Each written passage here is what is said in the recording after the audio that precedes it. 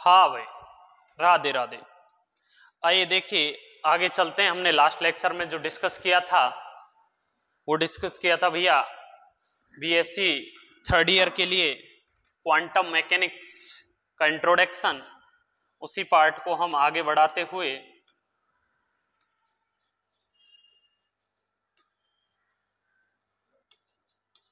Quantum mechanics, किसी ने यदि लास्ट लेक्चर नहीं देखा है तो इसका इंट्रोडक्शन देख सकते हैं।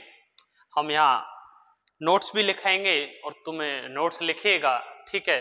देखते हैं कौन बेहतर राइटिंग में लिख पाता है, ठीक है भैया।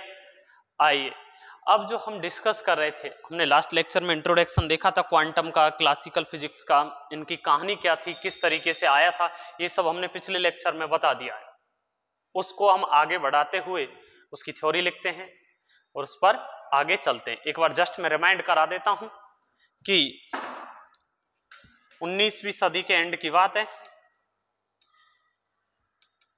फिजिक्स में इस समय तक ज्ञात सभी जो लॉज थे, नियम थे, उनसे ऐसा लग रहा था सभी साइंटिस्ट लोगों को कि अब फिजिक्स में नए नियमों की रिक्वायर नहीं है। लेकिन हुआ क्या था, 19वीं सदी के एंड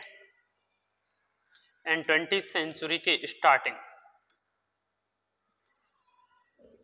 फिजिक्स के अंदर कुछ प्रैक्टिकली फैक्ट्स आए, प्रायोगिक तथ्य आए, जैसे black body, Compton effect, photo electric effect, कृष्णिका विकिरण, कॉम्पटन प्रभाव, प्रकाश विद्युत प्रभाव, ये आए। तो फिर ये आए तो इन्हें जो पहले की फिजिक्स के नियम ज्ञात थे उनके द्वारा समझाने का कोशिश किया गया और ये नियम इनको समझा नहीं पा रहे थे। तो फिर अब साइंटिस्ट लोगों को नए फिजिक्स के नए नियमों का आवश्यकता हुआ, जिसे ही क्या कहा गया, क्वांटम मैकेनिक्स, क्वांटम भौतिकी की अवधारणा। इस प्रकार क्वांटम फिजिक्स का क्या होता है, डेवलपमेंट होता है। बताया समझ? तो इसकी हम थ्योरी लिखेंगे, समझेंगे ब्लैक बॉडी क्या होता है, ये इस चैप्टर में हम समझेंगे। हाँ, ब्लैक बॉडी रेडिएशन कर्व आता है एनर्जी वाला, उसका क्या लेवल है, क्या उसकी स्पेशलिटी विशेषताएं, उन सबको हम यहाँ क्या करेंगे, चर्चा करें। बता रहा है समझ? चलिए तो स्टार्ट करते हैं लिखना। हेडिंग डालोगे development of quantum physics, quantum भौतिकी का विकास, क्वांटम भौतिकी का उद्भव या विकास।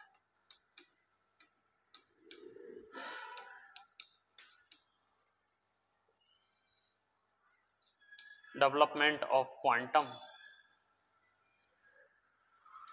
Mechanics, quantum physics. आइए क्या था, 19वीं सदी के एंड में तुम सब लिखोगे, है ना, हम बोलेंगे 19वीं सदी के अंत में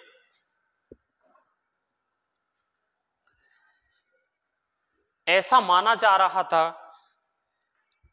19वीं सदी के अंत में ऐसा माना जा रहा था कि इस समय तक भौतिकी में ज्ञात, इस समय तक भौतिकी में ज्ञात सभी नियम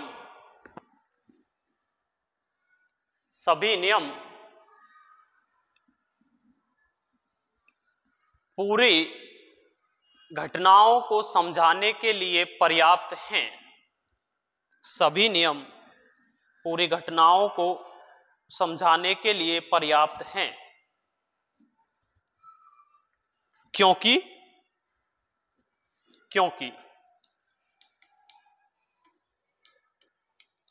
ब्रह्मांड में, यूनिवर्स में, बिकॉज ब्रह्मांड में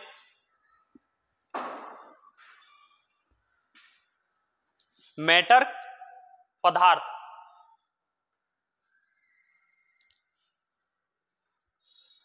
मैटर को, पदार्थ को दो प्रकृति के रूप में, पदार्थ को दो प्रकृति के रूप में माना गया था।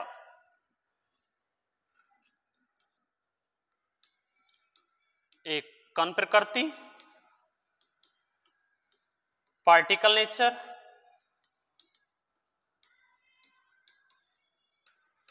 एंड तरंग प्रकृति।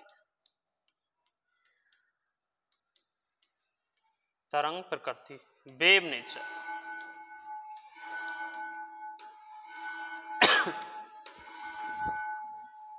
ये लिखे, कण प्रकृति पार्टिकल नेचर की समस्या को, कण प्रकृति की समस्या को न्यूटन के नियमों के द्वारा, कण प्रकृति की समस्या को न्यूटन के नियमों के द्वारा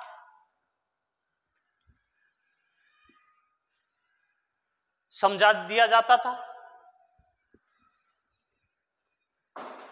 तथा एंड तरंग प्रकृति की समस्या को, वेव नेचर की प्रॉब्लम को मैक्सवेल की समीकरणों के द्वारा एक्सप्लेन कर दिया जाता था। मैक्सवेल, ये ऑस्ट्रेलिया वाला नहीं है ना, मैक्सवेल की समीकरणों के द्वारा एक्सप्लेन कर दिया जाता था। पैराग्राफ चेंज करोगे, लाइन चेंज करके लिखोगे, जहां लाइन खत्म हुई उससे अगले पार्ट से। लेकिन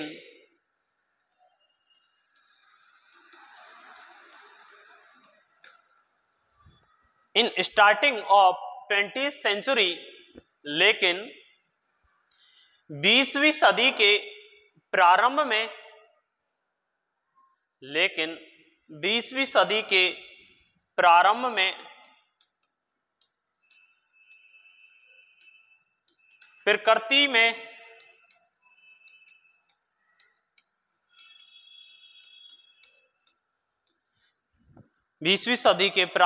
प्रकृति में कुछ ऐसी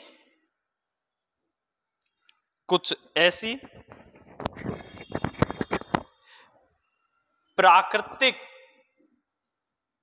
प्रकृति में 20वीं सदी के प्रारंभ में प्रकृति में कुछ ऐसी प्रायोगिक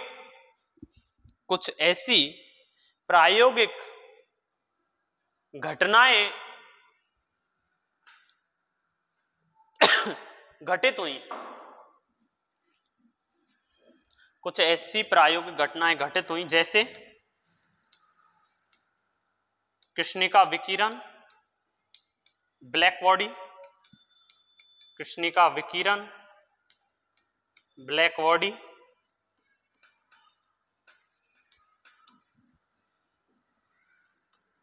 कॉम्पटन प्रभाव,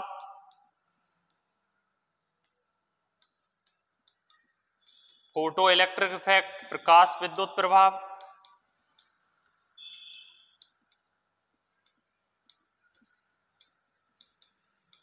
फोटो इलेक्ट्रिक इफेक्ट,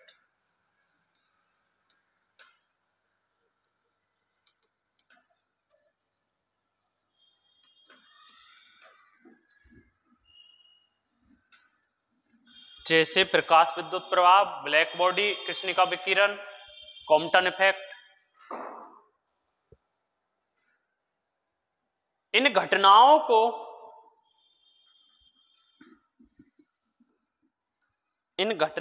को भौतिकी में ज्ञात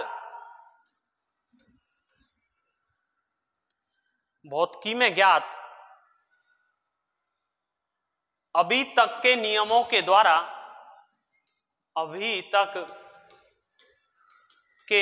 के द्वारा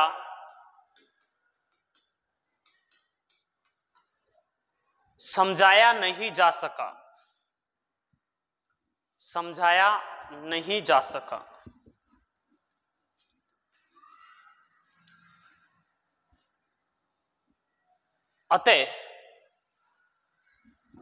अतः इन्हें समझाने के लिए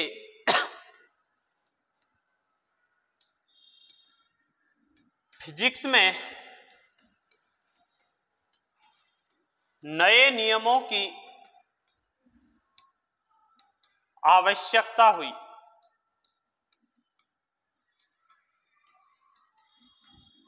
फिजिक्स में नए नियमों की आवश्यकता हुई,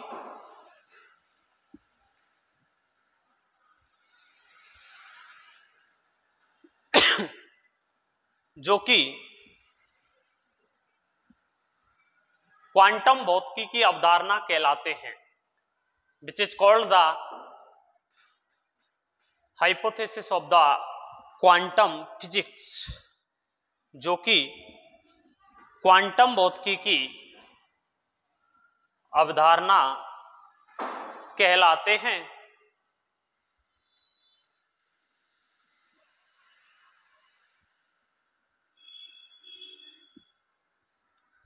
और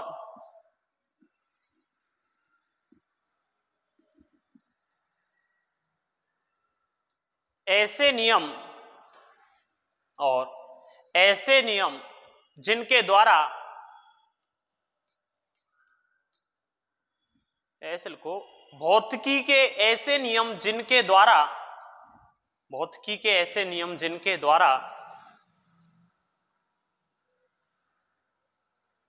ब्लैक बॉडी, कृष्णिका विकिरण, प्रकाश विद्युत प्रभाव, कॉम्पटन प्रभाव आदि की व्याख्या नहीं की जा सके, आदि को नहीं समझाया जा सके,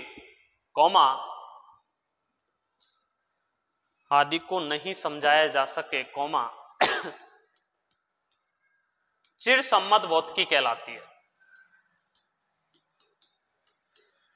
क्लासिकल फिजिक्स कहलाती है।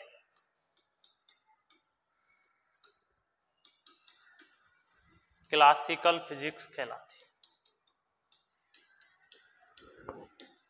या क्वांटम भौतिकी से पहले की ज्ञात, या क्वांटम भौतिकी से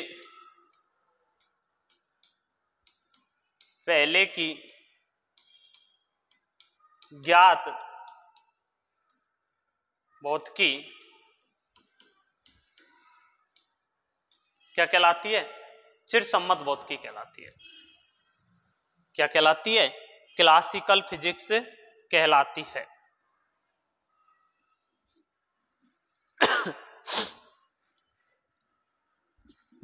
ठीक है भैया, यहां तक किसी को कोई दिक्कत है? क्लासिकल फिजिक्स कौन सी कहलाती है? जो क्वांटम फिजिक्स से पहले आती थी, और उसने इनको black body, photo electric effect, Compton effect, इनको एक्सप्लेन नहीं किया था पूर्ण तरीके से। ठीक है भाई, आगे चलते हैं, पहला पॉइंट डालते हैं। जो पहला टॉपिक है अपना इसमें, ब्लैक बॉडी, कृष्णिका विकिरण।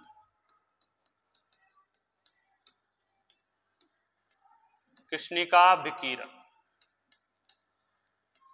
Black body.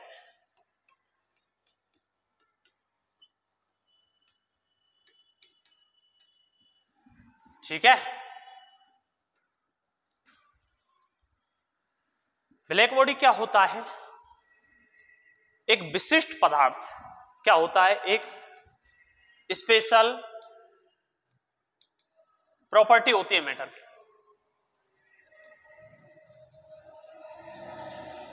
पदार्थ की क्या होता है? विशिष्ट गुणधर्म होता है। तो इसकी डेफिनेशन क्या लिखोगे ब्लैक बॉडी की? क्या होता है? ये जो ब्लैक बॉडी होता है ना, कम ताप पर, यानी न्यून ताप पर विकिरण का क्या करता है? अवशोषण। रेडिएशन का क्या करता है? रेडिएशन का अवशोषण।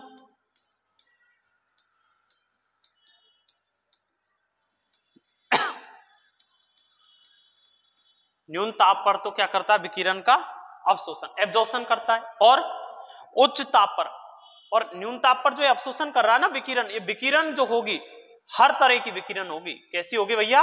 हर तरह की, हर टाइप की, हर तरह की विकिरण का मतलब अभी अपन बताएंगे। और अधिक ताप पर, हाई टेम्परेचर पर, हाई टेम्परेचर पर क्या करता है? हर टाइप की रेडिएशन रिलीज करता है। हर प्रकार की रेडिएशन उत्सर्जित करता है, इमिट करता है। क्या करता है? इमिट करता है। कैसे सर समझाओ ब्लैक बॉडी? जैसे पहले तो हर टाइप की ये देख लो, हर प्रकार की, यानी इसका जो लैम्बडा होगा ना तरंगदैर्घ्य, ये कहां से कहां होगा? 0 से इंफिनिटी। हर टाइप में ये नहीं आएगा -इंफिनिटी से इंफिनिटी, ऐसी गलती कभी भी मत करना, ठीक है? ये गलत है। लैम्बडा क्या होता है? मीटर, यानी लेंथ मेजर करता है, और लेंथ लंबाई कभी भी नेगेटिव में होगी क्या? बोलो, length never will be negative. आगे आवाज समझो। तो जो लैम्बडा मेजर करेगा वो हर टाइप में क्या आएगा? 0 से infinity. 0 angstrom, 1 angstrom, 1000 angstrom, infinity angstrom. आगे बात समझ में? नेगेटिव कभी भी मेजर नहीं होता लैम्बडा, वेवलेंथ। जो विकिरण है उसका तरंगदैर्घ्य, हर तरह की विकिरण अवशोषित करना और हर तरह की विकिरण उत्सर्जित करना। अब बात समझ में आया? हर तरह में क्या है कि उसका जो लैम्बडा होगा, उसका जो तरंगदैर्घ्य होगा, उसका ऑर्डर कहां होगा? 0 टू इंफिनिटी। क्लियर? चलें आगे। जैसे इसके उदाहरण क्या करते हैं? ये लो टेम्परेचर पर, तो लो टेम्परेचर पर, तो एक बार और सुन लीजिए, लो टेम्परेचर पर क्या करते हैं? ये हर टाइप का रेडिएशन अवशोषित, एब्जॉर्प्शन, और हाई टेम्परेचर पर क्या करते हैं? उत्सर्जित। हर टाइप का विकिरण, हर टाइप का ईएम वेव क्या करते? उत्सर्जित करते, रेडिएशन त्यागते, निकालते। जैसे इसके उदाहरण जैसे रेत, सूर्य, सन, काजल, प्लेटिनम, ये रेत को समझिएगा जरा। रेत, ये रेत है रेगिस्तान की। कहां की बात कर रहे हैं हम? रेगिस्तान की रेत की। भैया जो रेगिस्तान का रेत है, अभी गर्मियों का दिन चल रहा है, हाँ, गर्मियों में तुम चले जाइए रेगिस्तान में, हाँ, दोपहर के 2-3 बजे देखो, और भी मंथ लेना तो जून वाला ले लो। कौन सा? June month. और दोपहर का टाइम लो कौन सा? 2-3 बजे। और उस रेत पर जाके टच करो, है, छुओ इसको, इस रेत को टच करो, तुम्हें क्या मिलेगा? ठंडा ठंडा, कूल कूल? ना, ये बोलोगे एकदम हॉट, एकदम गर्मा गर्म। हाँ, एकदम रेत कैसा मिलेगा? गर्म। यानी उस समय में रेडिएशन क्या हो रहा है? निकल रहा है। और रेत क्या कर रही है? रेडिएशन, विकिरण क्या कर रही है? त्याग रही है। क्योंकि उस समय में वहां जो टेम्परेचर है, वो टेम्परेचर, ताप क्या है? हाई। ताप क्या है उस समय में? हाई। हाई टेम्परेचर पर रेडिएशन क्या कर रहा है? रिलीज कर रहा है, विकिरण निकल रहा है, उसके अंदर हीट निकल रहा है। इसलिए रेत का सतह कैसा है भैया? गर्म। तो तुम्हें कैसा फील हो रहा है? गर्म। इसी रेत को देखिए सर, इसी रेत को देखिए ध्यान से, इसी रेत को आप लोग देखिए रात्रि के इसी दिन, जून के उसी दिन में, उसी जून की बात कर रहे हैं, उसी रेत की मॉर्निंग 3 से 4 बजे, इसको चेक करो, इसी रेत को टच करो, तो तुम्हें क्या अब हॉट मिलेगा? वो रेत कैसी मिलेगी? जी करेगा बढ़िया, जस्ट कूल कूल, ठंडा ठंडा। हाँ, ऐसे करेगा या नहीं जी? बोलो कैसा मिलेगा? एकदम ठंडा। बोलो। तो इस समय में क्या हुआ? टेम्परेचर क्या हुआ? डाउन। टेम्परेचर क्या हुआ? कम। तो इसने क्या किया? Radiation absorb. तो उसका सतह कैसा है? ठंडा। जैसे टेम्परेचर बढ़ता जाएगा ये रेत क्या करेगा? रेडिएशन रिलीज करता जाएगा, त्यागता जाएगा, उत्सर्जित करता जाएगा। तो उसका सतह कैसा हो जाएगा? गर्म हो जाएगा। कैसा हो जाएगा भैया? गर्म हो जाएगा सतह। इसलिए हमें क्या लगता है? गर्म लगता है। और रात्रि के समय क्या लगता है हमें? ठंडा लगता है। बोलो बात आया समझ में? हाँ। तो जो रेत है ये किसका एग्जाम्पल हुआ? ब्लैक बॉडी का। हमने यही तो बोला, हमने यही बात तो बोली थी कि लो टेम्परेचर पर तो रेडिएशन का क्या करे? अवशोषण, और हाई टेम्परेचर पर क्या करे? रेडिएशन को रिलीज। बताया समझ? ऐसे ही जो ये काजल लगाया जाता है, ये काजल किसी का नाम नहीं है। ये काजल वो काजल है लैक्मी वाला। हाँ, लैक्मी नहीं होता, वो लक्ष्मी होता है। तुम्हारा भाग्य है, ये वो काजल है। ये भी शाम को जब इसको लगाया जाता है आंखों में, तो इसलिए लगाया जाता है ताकि टेम्परेचर कम होने पर ये तुम्हें ठंडा ठंडा प्रदान करे, कूल कूल दे। समझ रहे हो? ऐसे ही सूर्य। तो एक बात समझ में आया ब्लैक बॉडी सर कि ये पदार्थ का विशिष्ट गुण है। क्या है? पदार्थ का विशिष्ट गुण।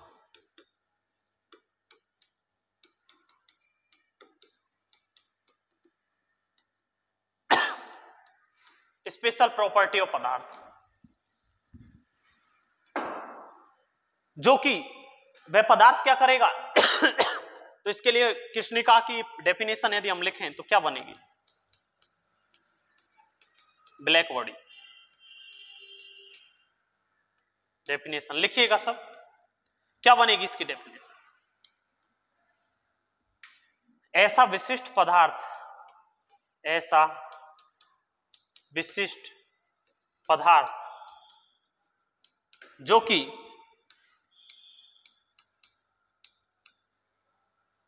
कम ताप पर हर प्रकार की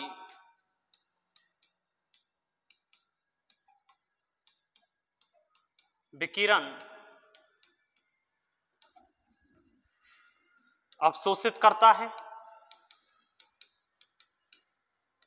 अवशोषित करता है तथा उच्च ताप पर हर प्रकार की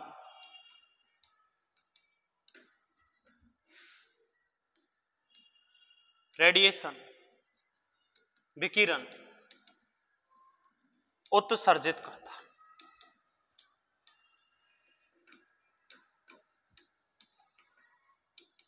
क्या कहलाता है?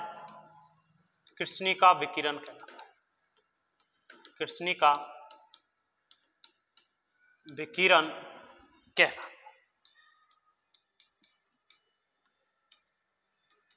ये दिखाई तो दे रहा है ना सभी को? हाँ, बरोबर बरोबर। क्या कहलाता है? कृष्णिका विकिरण कहलाता है। जैसे रेत, काजल, सूर्य, प्लेटिनम,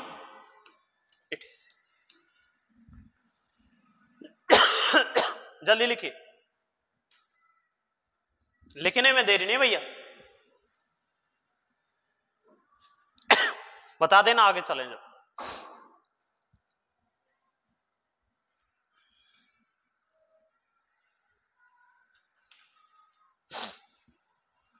इसके लिए आगे एक्सपेरिमेंट सेटअप किया था ब्लैक बॉडी के लिए, तो हम काम करते हैं अभी। तो बना लिए हो तो आगे चलें। देखिए, कृष्णिका विकिरण प्रयोग, black body experiment, English medium वाले लिख लेंगे ब्लैक बॉडी एक्सपेरिमेंट। क्या अरेंजमेंट था इसका सर? इसके लिए कॉन्सेप्ट आता है इलेक्ट्रोमैग्नेटिक थ्योरी का, विद्युत चुंबकीय तरंगों का, वो सभी बच्चों को ध्यान में रखना। सर हमें तो नहीं पता, तुम्हें यदि नहीं पता तो हम बताएंगे। हाँ ध्यान दीजिए।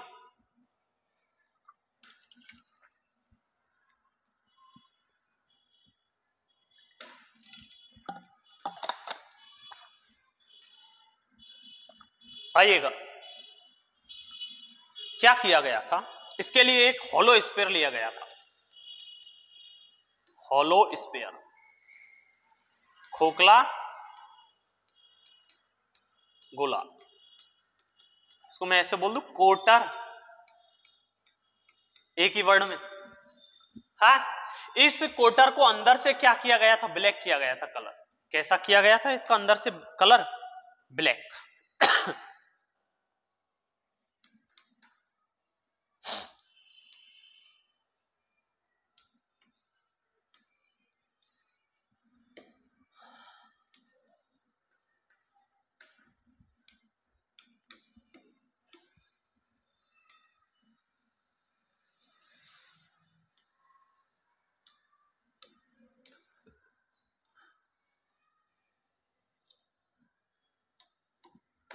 अंदर से क्या है?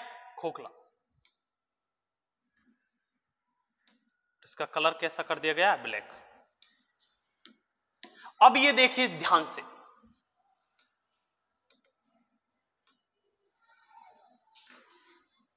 ये गोला हॉलो, अंदर से इसका पार्ट ब्लैक कर दिया। ब्लैक इसलिए कर दिया क्योंकि ब्लैक कलर ब्लैक बॉडी को अच्छा शो करता है, अच्छे से दर्शा पाता है। ठीक है, इसमें यहां पर एक होल कर दिया। क्या कर दिया है? एक होल है। ठीक है, इतना बड़ा। इसका ताप क्या रख रहे हैं? नियत। गर्म कर रहे हैं और ताप इसका कांस्टेंट बनाए रख रहे हैं, थर्मल इक्विलिब्रियम, सम अवस्था ताप, ये सम अवस्था। अब ये धातु का गोला है, कोटर है, खोखला गोला है, तो इसके अंदर जो मुक्त इलेक्ट्रॉन है वो क्या करेंगे? वाइब्रेशन करेंगे। क्यों? नीचे से क्या मिल रहा है इसको? एनर्जी। क्या मिल रहा है? ऊर्जा। ऊर्जा मिलेगा तो वाइब्रेट करेंगे। हाँ, और जब कोई चार्ज पार्टिकल मोशन करेगा, ऑसिलेटरी या वाइब्रेटरी मोशन करेगा, आवेशित कण जब कोई कंपित गति करेगा, तो इसके कारण क्या क्रिएट होता है? Electromagnetic wave. क्या क्रिएट होती है? क्या उत्पन्न होती है? विद्युत चुंबकीय तरंग। एक कोटर है, इसके ये धातु का है, तो इसके अंदर फ्री इलेक्ट्रॉन्स हैं, टेम्परेचर दे रहे हैं, तो यहां से ईएम वेव क्या होगी? रेडिएट होगी। कुछ को तो ये क्या कर लेगा? अवशोषित और तापीय साम्यावस्था बनाए रखेगा, तो उनको बाकी को क्या कर देगा? उत्सर्जित। वो कहां से निकलेगी?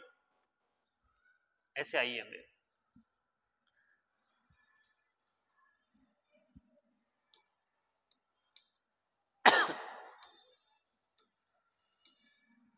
ऐसे आया बात समझ? ये क्या है? हॉल, छिद्र, हॉल।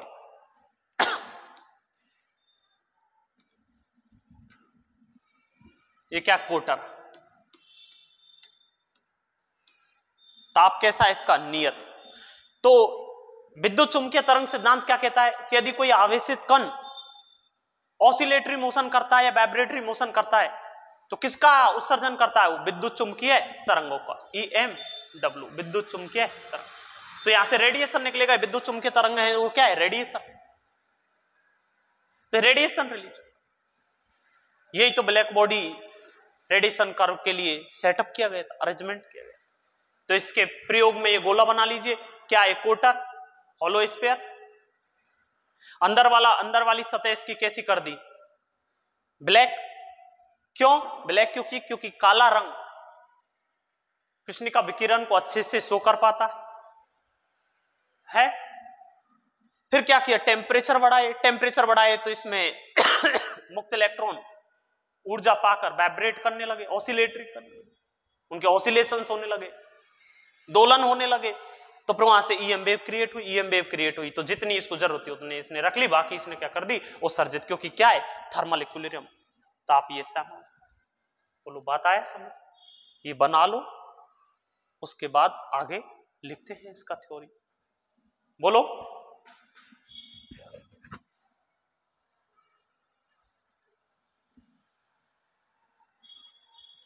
बना लिए, लिखें इसके लिए,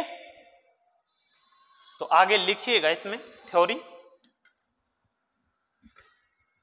कृष्णिका ब्लैक बॉडी एक्सपेरिमेंट को एक्सप्लेन करने के लिए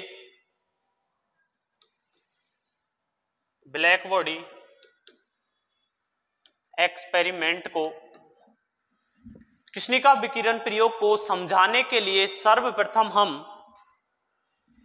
कृष्णिका विकिरण प्रयोग को समझाने के लिए सर्वप्रथम हम एक कोटर की कल्पना करते हैं, एक कोटर की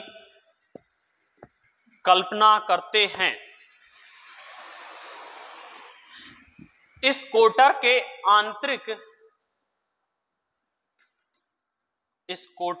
आंतरिक भाग को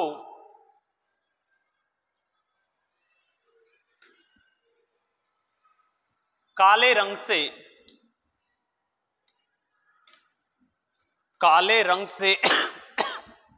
रंग देते हैं, काले रंग से रंग देते हैं।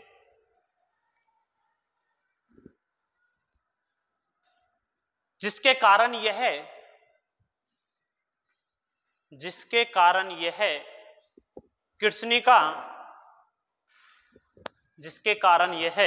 कृष्णिका गुणधर्म को सर्वश्रेष्ठ प्रदर्शित करता है, जिसके कारण यह ब्लैक बॉडी प्रॉपर्टी को सर्वश्रेष्ठ शो करता है। अब हम कोटर को गर्म करके ऊष्मीय ऊर्जा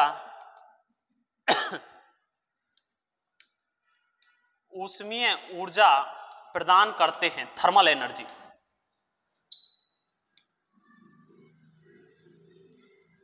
ऊष्मीय ऊर्जा प्रदान करते हैं।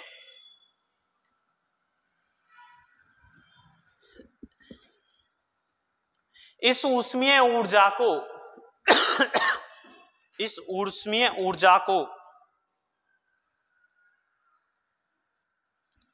कोटर में उपस्थित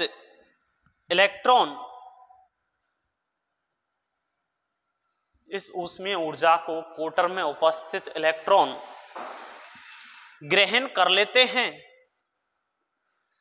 कोटर में उपस्थित इलेक्ट्रॉन ग्रहण कर लेते हैं और ये इलेक्ट्रॉन कंपन गति करने लगते हैं, और ये इलेक्ट्रॉन कंपन गति करने लगते हैं।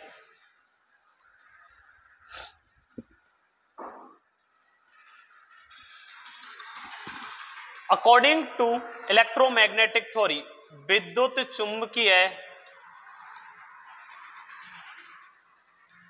सिद्धांत या भौतिकी के अनुसार, अकॉर्डिंग टू इलेक्ट्रोमैग्नेटिक थ्योरी, विद्युत चुंबकीय सिद्धांत या भौतिकी के अनुसार इलेक्ट्रॉनों के कंपन के कारण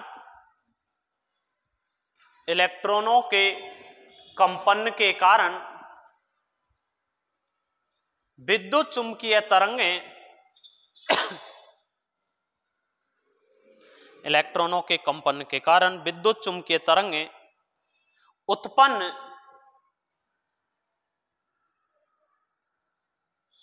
हो जाती हैं। विद्युत चुंबकीय तरंगें उत्पन्न हो जाती हैं।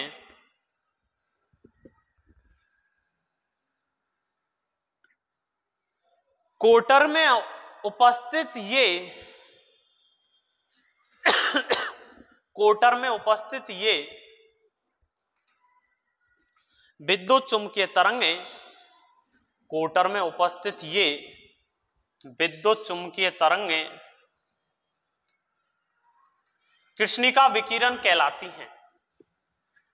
कोटर में उपस्थित ये विद्युत चुंबकीय तरंगें ब्लैक बॉडी रेडिएशन कहलाती हैं।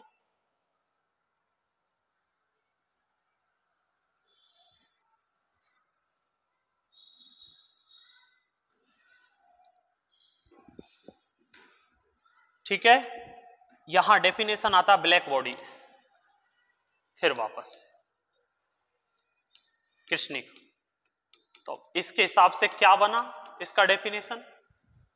ऐसा पदार्थ जो विद्युत चुंबकीय तरंगों को कृष्णिका विकिरण को अवशोषित कर सकता है और उत्सर्जित कर सकता है, क्या कहलाता है? ब्लैक बॉडी कहलाता है। तो लिखिए इसका डेफिनेशन, ब्लैक बॉडी कृष्णिका का डेफिनेशन लिखिएगा। वह पदार्थ जिसके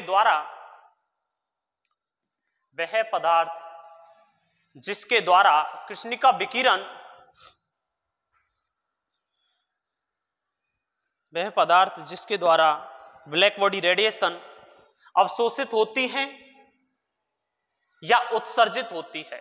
कृष्णिका विकिरण अवशोषित होती है या उत्सर्जित होती है, कौमा कृष्णिका कहलाता है। कृष्णिका कहलाता है। यही कृष्णिका प्रयोग है, यही ब्लैक बॉडी एक्सपेरिमेंट, यही कृष्णिका प्रयोग है। ठीक है भाई, यहां तक किसी को दिक्कत हो तो कमेंट करके बता देना। नोट्स चाहिए किसी को पीडीएफ फॉर्म में तो हमें व्हाट्सएप मैसेज कर देना। ठीक है, हमारे व्हाट्सएप चैनल पर जुड़ जाना, जो भी लिंक दे रखे हैं सभी पर। यदि किसी को दिक्कत हो नहीं है तो आगे चलते हैं। इसका आगे का जो डिस्कस करेंगे हम पार्ट, वो करेंगे नेक्स्ट एपिसोड में, और अगली क्लास बहुत इंपॉर्टेंट होने जाने वाली। ठीक है भाई, जय हिंद, जय भारत।